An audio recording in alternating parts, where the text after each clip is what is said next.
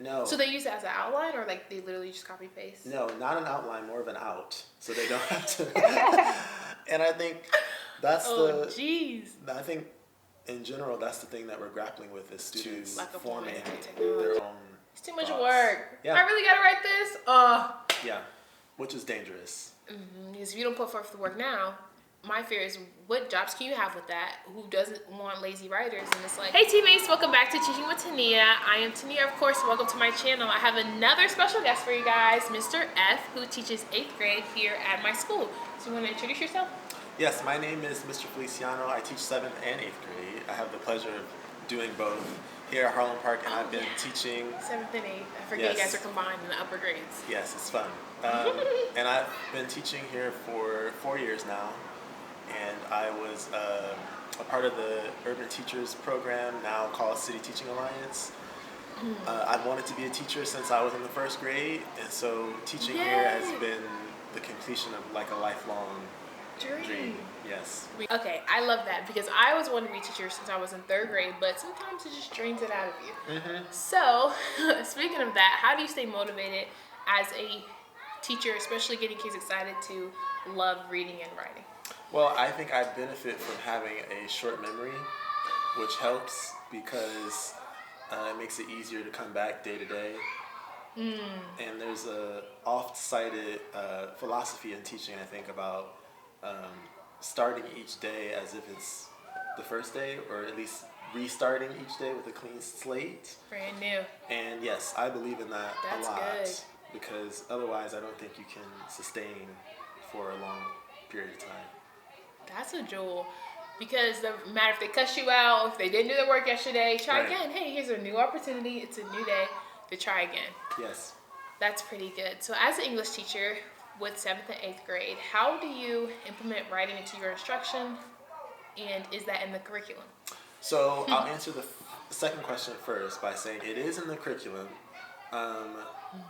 The curriculum that we use, and I don't know if this would be the same for all the teachers watching, is Wit and Wisdom, which does provide opportunities for writing, but not, they're sometimes few and far between. And so, for example, if a student has to do, or if students have to do an exit ticket of some kind or a quick write, I try to expand those opportunities as much as possible and give them time, a significant amount of time to do those things in class, because I know all those things are going to lead up to the summative writing assignment that they have to do at the end of the module or unit.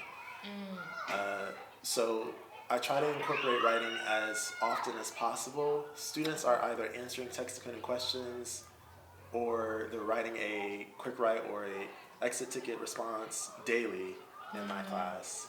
And then occasionally we might start with a warm-up that requires some kind of writing as well. Keyword daily. And I think sometimes the only way you can become better at writing is by practicing that skill. And in 3rd grade, we're just learning how to be writers, like writing a sentence. What does it look like with a capital letter? What does it look like with a period? By 7th and 8th grade, it should be better. Yes. But where do you, like, just start from zero? If you were starting at the beginning of the year, how do you, like, introduce it, especially for reluctant writers? Well, I think a good way to do it would be to take writing away from the curriculum and to give students more open-ended prompts about things that might be happening, let's say world events that they might be interested in, or something else that's more culturally responsive and that they might be able to relate to, and give them guidelines, of course, about how to respond to that prompt.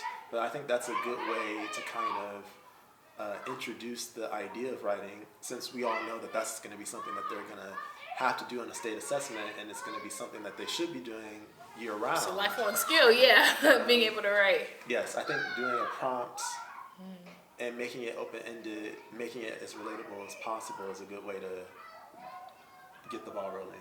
Yeah. I like how you talked about doing it separate from the curriculum, because I'm a huge stickler for, yes, we have a curriculum, but it's more like a guideline. It's not like driving the ship. Curriculum, but still, sometimes you need to explicitly teach something. And although, yes, we have writing assignments like focusing task questions, they, like you said, are far and few between, and it's like maybe once a month or Yes. 3 times a week, and that's not nearly as much practice as our students need. So being able to make it a daily journal. I actually took a page out of your book because I do question of the days, and they have to write, like, at first it was 4 sentences, 5 sentences, 10. Now we're at 10, and they're supposed to write that at the beginning, especially because it gets them in that practice, pen to paper. Yes. And also our assistant principal just gave me another suggestion. It was like, what is it like to just write? Whatever comes to your brain, to just write. What does it look like to get thoughts out on paper? Because unfortunately, not everybody is excited to be writing. And so what does that look like to help friends that some people, you give them a sheet of paper, they can write a book. Right. And then other people, it's like, I can't even think of something. And my favorite question is, what did you do over the weekend? I did nothing. So they have nothing to write about. But in 7th and 8th grade, do you guys use like formats or outlines or structure? One writing format that comes out, one that we use a lot in 7th and 8th grade is 2-Seek, which is one I remember using when I was in middle school: topic statement, evidence, elaboration, conclusion. Oh, wow. So we use that for informational writing, and then there's a separate writing format that we use when they're writing persuasively or argumentative writing, which they do for the last module. But yes, 2-Seek is the one that we use the most consistently throughout the school year. And now I could put that across the screen, and it depends on what they're writing. Like you said, persuasive or informative. Right. On the MCAP, do they have to do both on our state assessment, or? That's a good question. Usually they have to do, I do think they have to do both. Okay. Yes, but not necessarily both.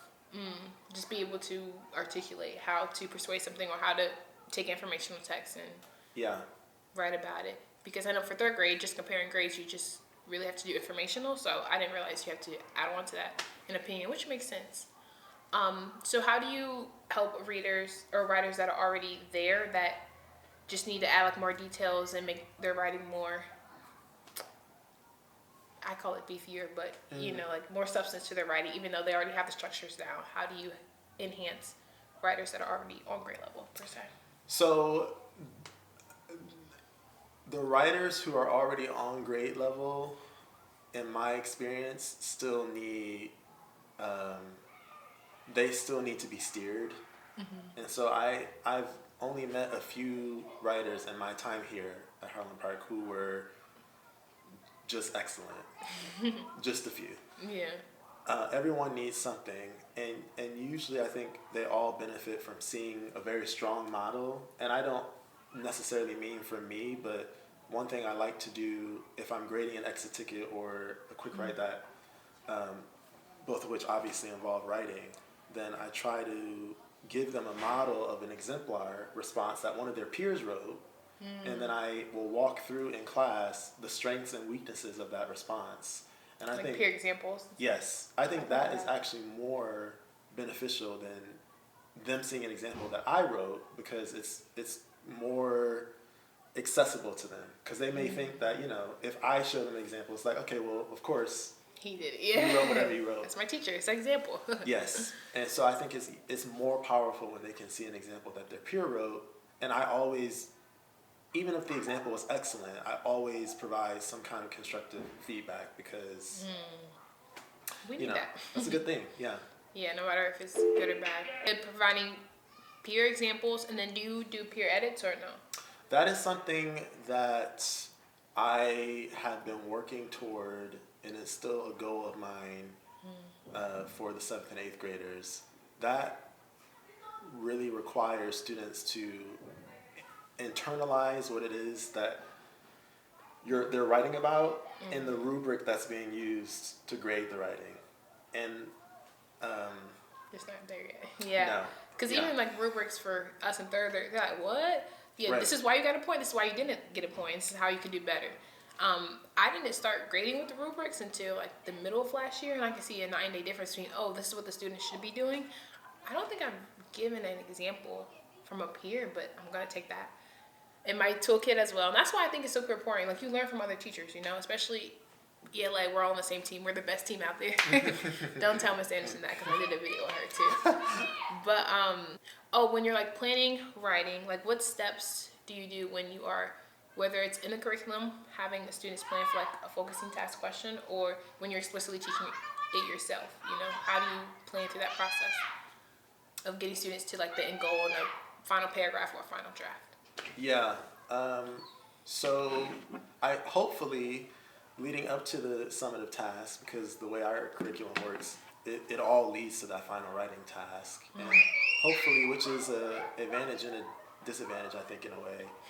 Hopefully, over the course of the weeks leading up to that, we've been able to, if, for example, the writing format that we're working on is 2Seek.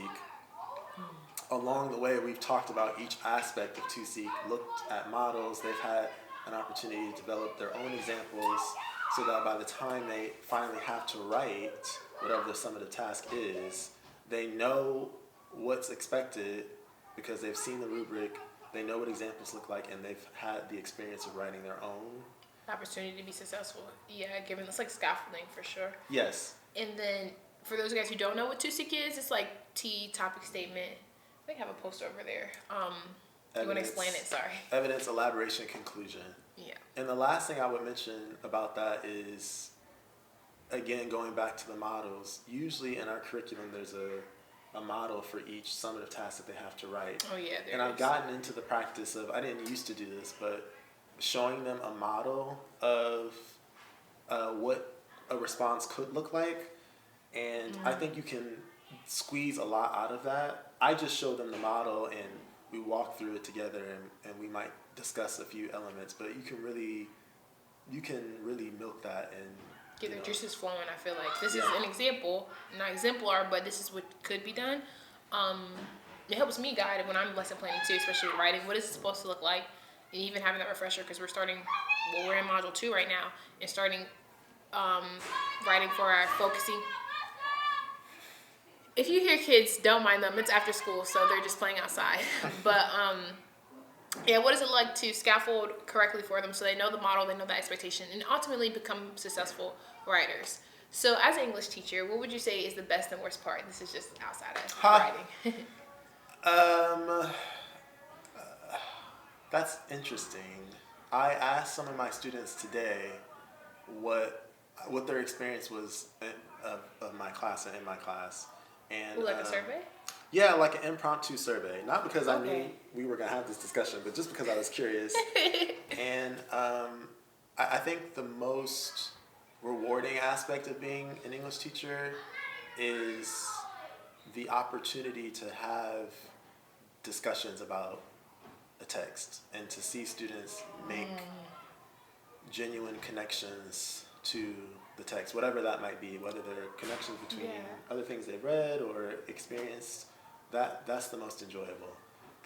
It's like light bulb moments, when something clicks. Oh, we learned about this in module 1. Oh, I remember this module 2. I know how to do it, and just that is really rewarding. Yes, that's what we do it for. That's what we live for, Absolutely, yeah. That's good. The most difficult aspect, I think, is, especially now, ironically, is getting students to write their own independent thoughts. Because there's either some resistance to doing that, maybe some learned helplessness, or let's talk about it. That's real. More popular, especially in my age group, is students looking up the answers to a text-dependent question and putting in the prompt and basically copying the answer that's spit out to them.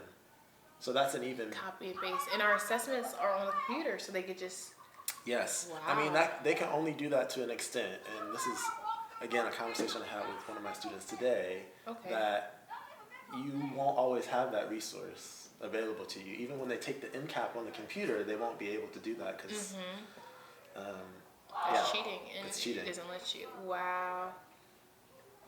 So I didn't think about that. Sorry, my brain's like processing. No. So they use it as an outline, or like they literally just copy paste? No, not an outline, more of an out. So they don't have to.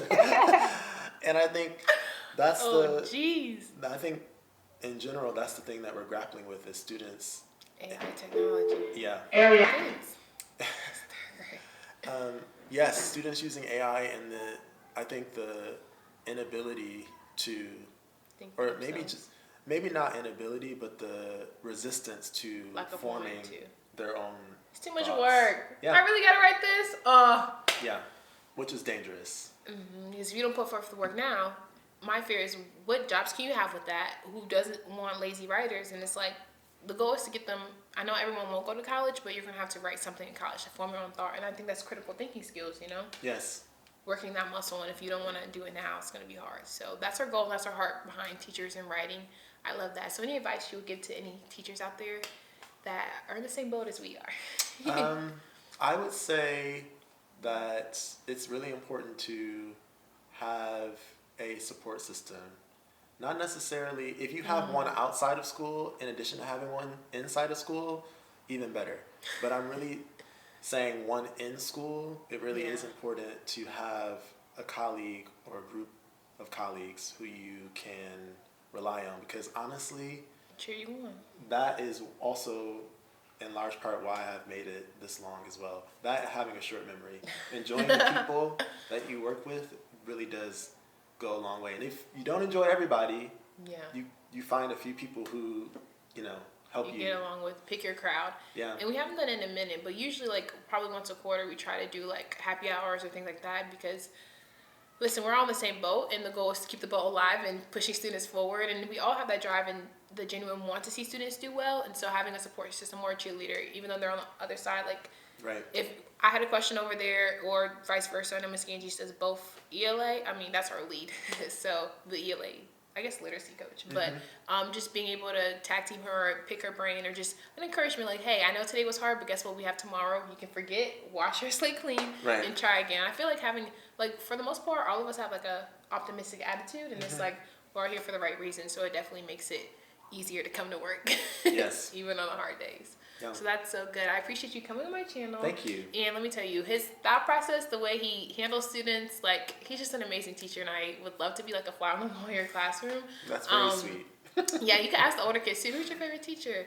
And when they say Mr. Feliciano, I was like, I know why, he's a good teacher for sure. So thanks for coming. Thanks. And if you have any questions for him down below, feel free to ask them. And if you have any tools that you're using in your classroom, because we all learn from each other. And thank you guys so much for watching. Don't forget to click the subscribe button down below and the like button. I'll see you guys in the next video.